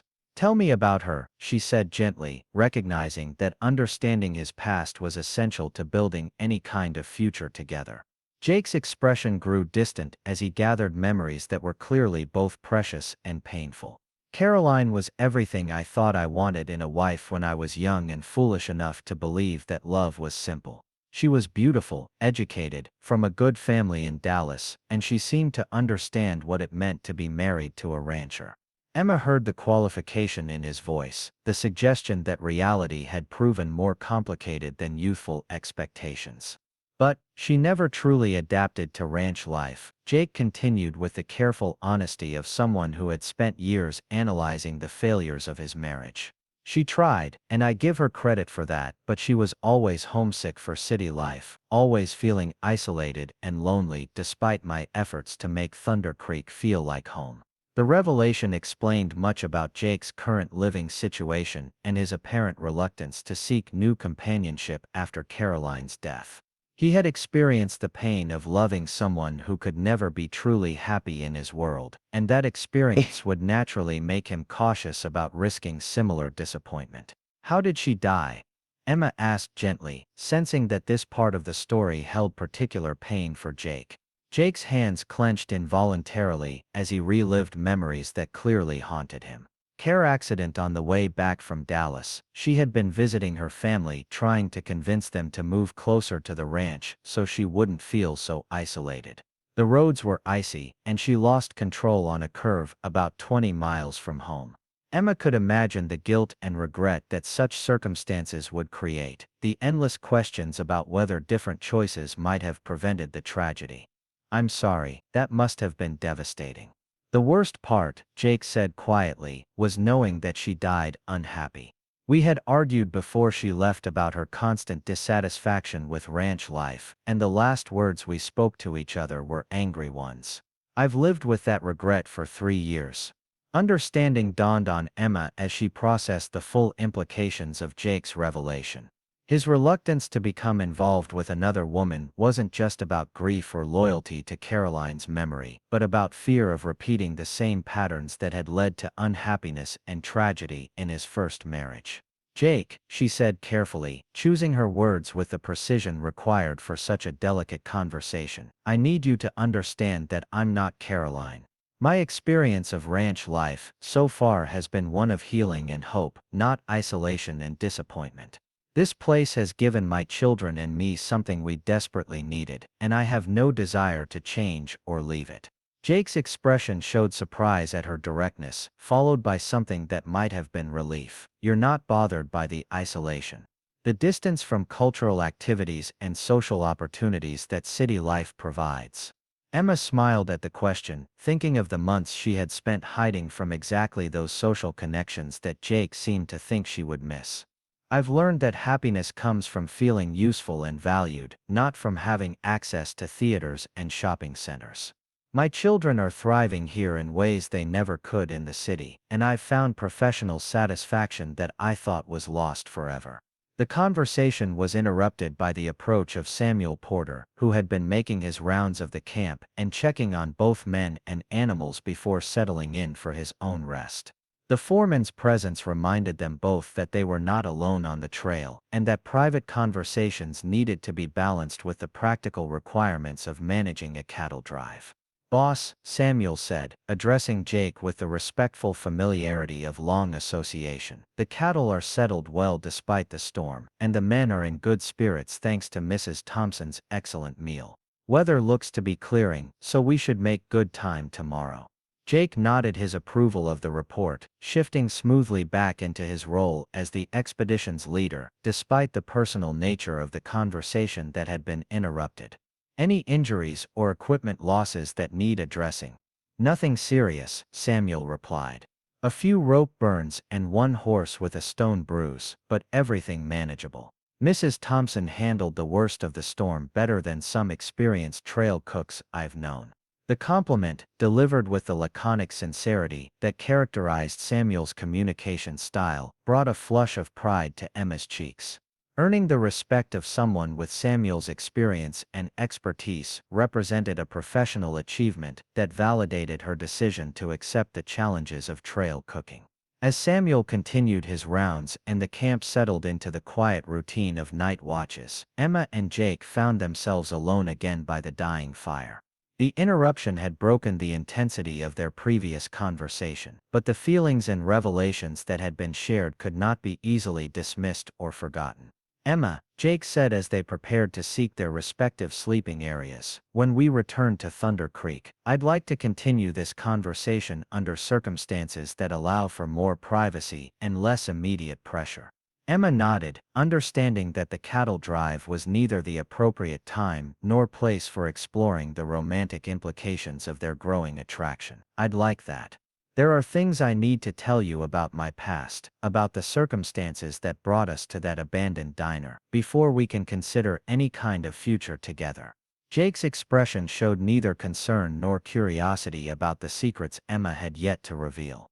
"Whatever happened before doesn't change what I've observed about your character and capabilities since you've been at Thunder Creek. I'm more interested in who you are than in who you used to be." The simple acceptance in his words reminded Emma of why she had been drawn to Jake Morrison from their first meeting. His ability to judge people based on present actions rather than past circumstances represented a generosity of spirit that was both rare and precious. The final 2 days of the cattle drive passed without major incident, though Emma found herself hyper-aware of Jake's presence in ways that had nothing to do with their professional relationship. Every interaction seemed charged with unspoken possibilities. Every casual conversation held undertones of the deeper feelings they had acknowledged but not yet fully explored. The Cowboys had accepted Emma as a full member of the trail crew, treating her with the kind of respectful camaraderie that they offered to any colleague who had proven their competence under challenging conditions.